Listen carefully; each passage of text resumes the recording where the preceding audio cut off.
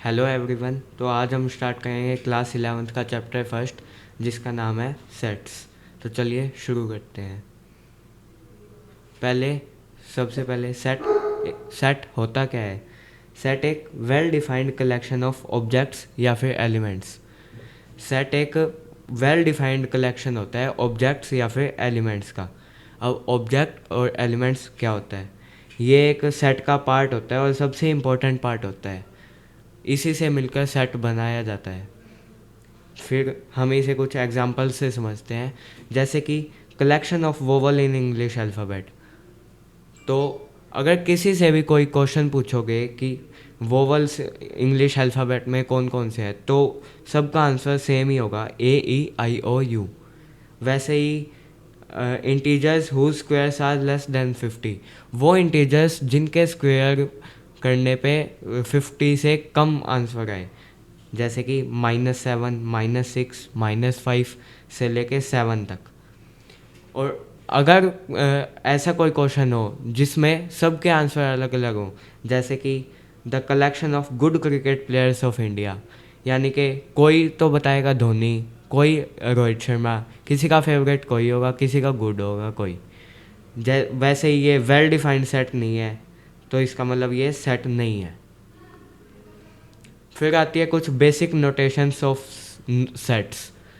सबसे पहले हम नेचुरल नंबर्स को कैपिटल N से रिप्रेजेंट करते हैं।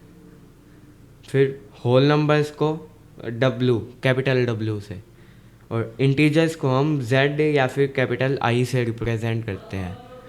पॉजिटिव इंटीजर्स के लिए Z पॉजिटिव का इस्तेमाल किया जाता है, Z नेगेटिव इंटीजर्स के लिए यूज़ होता है। और सबसे ख़ास बात इसमें यह है कि पॉजिटिव इंटीजर्स में भी ज़ीरो नहीं आता और नेगेटिव इंटीजर्स में भी ज़ीरो नहीं आता है। फिर आता है रियल नंबर्स वो नंबर्स होते हैं मैथ्स के, सारे नंबर्स कॉम्प्लेक्स नंबर्स को छोड़ के, उनको हम कैपिटल R से रिप्रेजेंट करते हैं। अगर रियल नंबर में से रैशनल नंबर्स को सब्ट्रैक्ट कर दे तो हमें मिलते हैं सेट ऑफ इरेशनल नंबर्स। फिर आता है रिप्रेजेंटेशन ऑफ सेट्स। सेट दो प्रकार से रिप्रेजेंट किया जा सकता है, एक तो रोस्टर या फिर टेबुलर फॉर्म, और एक होती है set builder form. Roster form में हम एलिमेंट्स जो होते हैं उनको कॉमा से सेपरेट करते हैं और कर्ली ब्रैकेट में अनक्लोज करते हैं। इसे हम एग्जांपल से समझते हैं, जैसे कि set of natural numbers which divide 15, वो नेचुरल नंबर्स जो 15 को डिवाइड करें। अब इसे सेट बिल्डर फॉर्म में कैसे लिखेंगे, कर्ली ब्रैकेट में अनक्लोज करेंगे और एलिमेंट्स को कॉमा से सेपरेट करेंगे। वैसे ही set of odd numbers less than 10, odd numbers less than 10 क्या होंगे, 1, 3, 5, 7, 9। इन्हें भी हम रोस्टर फॉर्म में कॉमा से सेपरेट करेंगे और कर्ली ब्रैकेट में अनक्लोज करेंगे। वैसे ही set of letters in the word principle. अब प्रिंसिपल में देखा जाए तो P 2 बार आ रहा है और I भी 2 बार आ रहा है, तो हमें रोस्टर फॉर्म में ये खास ध्यान रखना पड़ता है कि कोई भी हम एलिमेंट रिपीट नहीं करते, हर एलिमेंट एक टाइम ही लिखते हैं, सिंगल टाइम। फिर आती है सेट बिल्डर फॉर्म।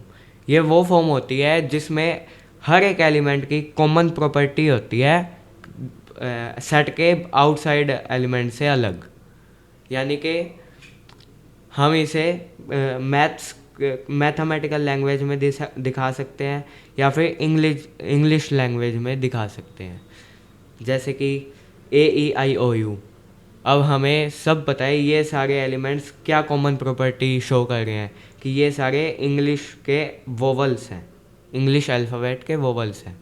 वैसे ही 1, 2, 3, 4 ये क्या रिप्रेजेंट कर रहे हैं कॉमन प्रॉपर्टी, कि ये नेचुरल नंबर्स हैं जो कि लेस देन इक्वल टू 4 या लेस देन 5 है। वैसे ही LOYA, हमें इसे पता चल रहा है कि ये एक वर्ड है लॉयल, उसके लेटर्स का ये सेट है। अब आता है टाइप्स ऑफ सेट। सबसे पहले आता है एम्प्टी या फिर नल सेट। एम्प्टी या फिर नल सेट वो सेट होता है जिसमें कोई भी एलिमेंट नहीं आता। इसको हम फाई से डिनोट करते हैं या फिर सिंपल कर्ली ब्रैकेट से, इसके अंदर कोई भी एलिमेंट नहीं आता। एग्जाम्पल के लिए एक्स ए एक सेट है जो कि नेचुरल नंबर लेस देन 1। अब आप सभी को पता है कि नेचुरल नंबर्स 1 से ही स्टार्ट होते हैं, नेचुरल नंबर्स लेस देन 1 कोई नहीं होता, तो इसका आंसर क्या आ जाएगा, फाई। कई बच्चे इसमें बहुत मिस्टेक करते हैं कि वो नल सेट को दिखाने के लिए फाई का भी यूज़ कर लेते हैं और कर्ली ब्रैकेट भी लगा देते हैं। तो ये एक नल सेट नहीं है, ये एक सिंगलटन सेट है, इसमें एक एलिमेंट है। सेट के अंदर एक और सेट है इसमें, एम्प्टी सेट, तो ये एक नल सेट नहीं है। यहाँ पे बहुत बच्चे गलती करते हैं। फिर आता है फाइनाइट सेट। फाइनाइट सेट में फाइनाइट नंबर ऑफ एलिमेंट्स होते हैं। एग्जाम्पल के तौर पे वाई बी सेट है, जैसे कि इसमें पॉजिटिव इंटीजर्स लेस देन 5 है। इसमें फाइनाइट नंबर ऑफ एलिमेंट्स है, यानी कि 4 ही एलिमेंट्स है इसमें, लिमिटेड नंबर ऑफ एलिमेंट्स। फिर आता है इनफाइनाइट सेट। इसमें इनफाइनाइट नंबर ऑफ एलिमेंट्स होते हैं, जैसे कि एग्जांपल के तौर पे एक सी सेट है जो कि रियल नंबर को बिलोंग करता है। ये साइन होता है बिलोंग्स टू का, रियल नंबर्स को बिलोंग करता है। तो रियल नंबर्स तो इनफाइनाइट है हमारे मैथ्स में, तो ये इनफाइनाइट नंबर ऑफ एलिमेंट्स हो गए, तो ये हो गया इनफाइनाइट सेट। फिर आता है इक्वल सेट। दो सेट तभी इक्वल होंगे जब उनके पास एग्जैक्टली सेम एलिमेंट्स होंगे। जैसे कि इसे एग्जांपल से समझते हैं, जैसे कि दो सेट है हमारे पास, D 1 2 3 4 5 और E 5 4 3 2 1। यहाँ पे D और E इक्वल है क्योंकि जितने भी D के एलिमेंट्स हैं वही सारे E में एलिमेंट्स हैं और कोई भी एक्स्ट्रा एलिमेंट्स प्रेजेंट नहीं है। No extra element should be present in any of the set two. इसका मतलब ये है कि अगर कोई भी दो सेट इक्वल हमें दिखाने हैं तो उनमें एक तो स्पेसिफिक जो एलिमेंट्स है वो सेम होने चाहिए और कोई भी एक्स्ट्रा एलिमेंट नहीं होना चाहिए अलग से। If all the elements of a set are same as the other set then the set are said to be equal. अगर कोई एक सेट है उसके जितने भी एलिमेंट्स हैं वो किसी और सेट में भी हैं और कोई एक्स्ट्रा एलिमेंट नहीं है, तो वो दोनों सेट इक्वल दिखाए जाएंगे। फिर आता है सबसेट। अगर कोई सेट है ए और एक सेट है बी, अगर सेट ए में जितने भी एलिमेंट्स हैं वो सेट बी में भी है, तो हम ये कह सकते हैं कि A is a subset of B. A को हम बी का सबसेट कह सकते हैं। और ये है कि फाई जो है वो हर एक सेट का सबसेट है, हर सेट में फाई सबसेट होगा ही होगा।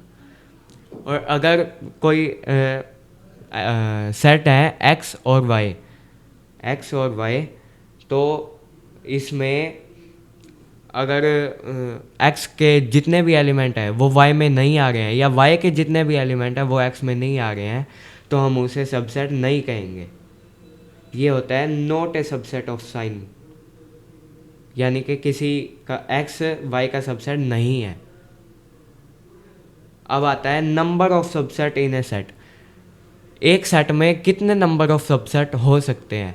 जैसे कि मान लो एक सेट है ए 1 2 3, तो इसके हम सबसेट लेंगे, पहले सिंगल एलिमेंट्स ले लेंगे 1 2 3, और हमेशा सबसेट कर्ली ब्रैकेट्स में दिखाए जाते हैं। पहले लिखें 1 2 3, 1 1 का पेयर हो गया, फिर 2 2 के बना लेंगे पेयर, फिर ये खुद आ जाएगा। और मैंने जैसे कि आपको बताया था 5 हर चीज़ का सबसेट होता ही होता है। वैसे ही एक और एग्जांपल देखेंगे बी सेट ABCD। इसमें पहले सिंगल का पेयर बना लेंगे, फिर डबल का बना लेंगे, फिर ट्रिपल का बना लेंगे, फिर ये खुद आ जाएगा, फिर 5 तो आना ही आना है। और इससे हमें ये पता चलता है कि नंबर ऑफ सबसेट, एक सेट में कितने नंबर ऑफ सबसेट होते हैं। जैसे कि इसमें ए सेट है, इसमें 3 एलिमेंट्स हैं, इसके कितने सबसेट हुए, ये हो जाएंगे 2 की पावर n। n यहाँ पे होता है number of elements in the set. अब आता है वेन डायग्राम्स। वेन डायग्राम इस चैप्टर का मोस्ट इम्पॉर्टेंट टॉपिक है। इससे बहुत क्वेश्चन बनते हैं और बहुत क्वेश्चन आसानी से सॉल्व हो जाते हैं। इसमें जो यूनिवर्सल सेट होता है हमारा, उसको तो हम रेक्टेंगल से रिप्रेजेंट करते हैं, और यूनिवर्सल सेट के जो सबसेट्स होते हैं उनको हम सर्कल से रिप्रेजेंट करते हैं। ये होता है वेन डायग्राम। ये जो रेक्टेंगल देख रहे हो आप, ये होता है यूनिवर्सल सेट। ये जो सर्कल्स देख रहे हो, ये हो जाएंगे सेट ए और बी, जो कि यूनिवर्सल सेट के सबसेट होंगे। जो ए और बी में आप कॉमन पार्ट देख रहे हो, ये होता है A intersection B, common part. जो ये पिंक शेडेड एरिया देख रहे हो आप, जिसमें ए के एलिमेंट्स है, बी का एक भी एलिमेंट नहीं है, ये होता है ए माइनस बी।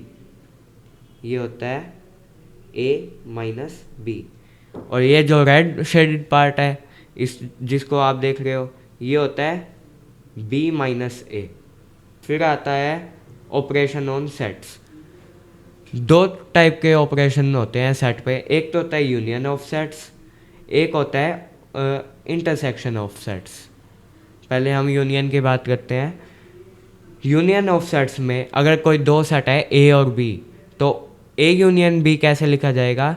उसमें ए के जितने भी एलिमेंट्स हैं वो भी होंगे और बी के जितने भी एलिमेंट्स हैं वो भी होंगे। मतलब A to Z elements of A and B combined जो सेट होगा वो होगा ए यूनियन बी। इसको हम यूनियन के साइन से डिनोट करते हैं, यू मान लो, आप इसको यू कह सकते हैं। इसकी कुछ प्रॉपर्टीज़ देखते हैं। A union B, B union A के इक्वल होगा। आप इसको इंटरचेंज कर लो, कोई फ़र्क नहीं पड़ेगा, क्योंकि ये कम्यूटेटिव लॉ फॉलो करता है। फिर आता है A union B union C. ये A union B union C के इक्वल होगा। हम ये एसोसिएटिव लॉ को फॉलो करता है, हम यूनियन डिस्ट्रीब्यूट कर सकते हैं। फिर ए यूनियन फाई। फाई तो आपको जैसे मैंने बताया ये नल सेट होता है, ये कुछ भी नहीं होता, तो इसका आंसर ए ही हो जाएगा। ए यूनियन ए, सेम सेट को अगर अपन यूनियन करेंगे तो भी उसका आंसर सेम ही आएगा। इसको हम वेन डायग्राम की मदद से समझते हैं। ये जो पार्ट शेडेड आपको दिख रहा है, ये है ए यूनियन बी। इसमें ए के भी एलिमेंट्स आ रहे हैं सारे, बी के भी एलिमेंट्स आ रहे हैं सारे, और जो कॉमन है वो भी आ रहे हैं। फिर आता है intersection of sets. Intersection of sets में जैसे कि दो कोई सेट है ए और बी, उनमें जो भी कॉमन पार्ट आपको नज़र आता है ना, जो भी कॉमन पार्ट है वो इंटरसेक्शन में आता है। इसको हम इंटरसेक्शन के साइन से डिनोट करते हैं। इसको आप उल्टा यू भी कह सकते हो। फिर कुछ प्रॉपर्टीज़ आती हैं ए इंटरसेक्शन की। A intersection B, B intersection A के इक्वल होगा, वही सेम यूनियन की तरह। इसको आप अगर रिप्लेस भी कर देते हैं, मतलब एक्सचेंज कर देते हैं इनकी पोजीशंस, तो भी ये सेम ही रहेगा। फिर आता है, यहाँ पे ये गलत है, ए इंटरसेक्शन बी है ये। A intersection B intersection C, A intersection B intersection C के इक्वल होगा। ये भी एसोसिएटिव लॉ को फॉलो करता है यूनियन की तरह। यूनियन और इंटरसेक्शन की लगभग प्रॉपर्टीज सेम है, कुछ को छोड़ के। जैसे कि फाई इंटरसेक्शन ए, फाई क्या होता है? नथिंग। और नथिंग को अगर अपन नथिंग का ए सेट के साथ कोई कॉमन पार्ट देखें तो वो नथिंग ही आएगा। और यूनिवर्सल सेट के साथ अगर ए का इंटरसेक्शन करे तो ए आएगा। ये होता है लॉ ऑफ यूनियन और फाई। ए इंटरसेक्शन ए भी ए आएगा, दोनों में कॉमन पार्ट सेम ही है दोनों, क्योंकि सेट सेम है। और A intersection B union C, A intersection B union A intersection C के इक्वल होगा। ये डिस्ट्रीब्यूटिव लॉ को फॉलो करता है। जो इंटरसेक्शन है ना, वो यूनियन पे डिस्ट्रीब्यूट हो जाता है। इसको भी हम वेन डायग्राम की मदद से समझते हैं। जैसे ये जो आप, ये सेट है ए, ये सेट है बी, इसमें जो आप ये कॉमन पार्ट देख रहे हो, ये होता है A intersection B, A intersection B. अब आता है डिफरेंस ऑफ सेट्स। जैसे आप अलजेब्रा में करते हैं डिफरेंस, वैसे ही सेट्स में भी डिफरेंस होता है। डिफरेंस ऑफ सेट्स होता क्या है ये समझते हैं पहले। The difference of the sets A and B in this order is the set of elements that belongs to A but not to B. इस लाइन का मतलब ये है कि अगर हम डिफरेंस करते हैं सेट का किसी एक ए सेट का बी सेट से, जैसे कि ए माइनस बी, तो इसमें ए के वो एलिमेंट्स आएंगे जो बी में नहीं है।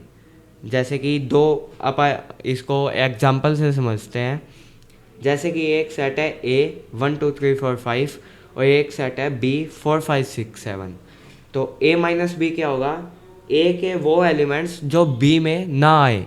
पहले हम वो देख लेते हैं जो एलिमेंट्स ए के बी में आ रहे हैं। जैसे कि ए के एलिमेंट्स है 4 5 जो बी में आ रहे हैं, तो इनको छोड़ के जो एलिमेंट्स बचे ए में वो हो जाएगा ए माइनस बी।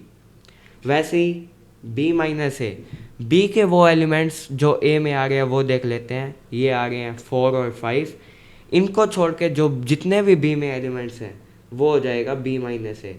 और यहाँ से आप देख सकते हैं कि ए माइनस बी माइनस ए के इक्वल नहीं है, यही यहाँ पे बता रखा है। फिर आता है कॉम्प्लीमेंट ऑफ सेट। अब कॉम्प्लीमेंट ऑफ सेट क्या होता है? कॉम्प्लीमेंट ऑफ सेट जैसे कि एक सेट है ए, तो वो एलिमेंट्स यूनिवर्सल सेट के ए के एलिमेंट्स को छोड़ के जितने भी हैं, मान लो मैं आपको समझाता हूँ एक एग्जांपल से। जैसे कि एक सेट है ए 1 2 3 4, एक यूनिवर्सल सेट है 1 से लेके 10 तक नेचुरल नंबर्स।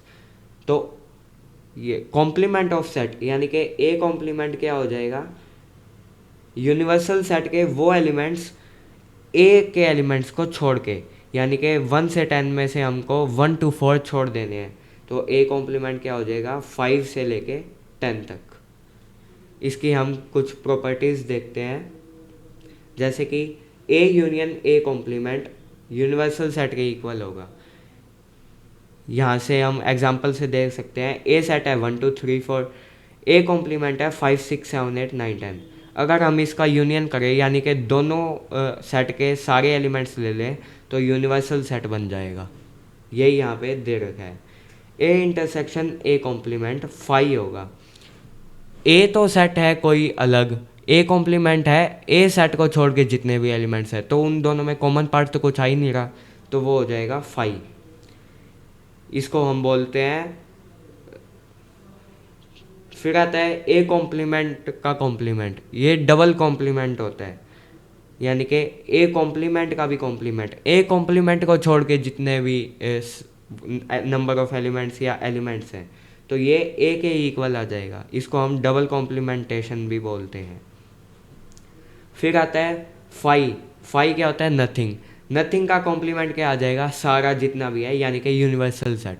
और यूनिवर्सल सेट का कॉम्प्लीमेंट क्या आ जाएगा, नथिंग, क्योंकि यूनिवर्सल सेट से बाहर कुछ होता ही नहीं है।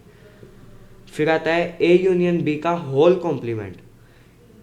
ये होता है A complement intersection B complement.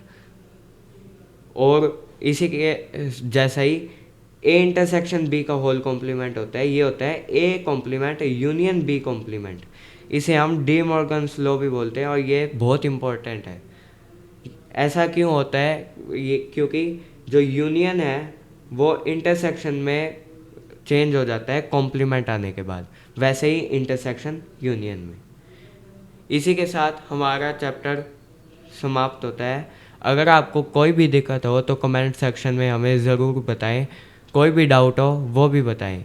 Thank you.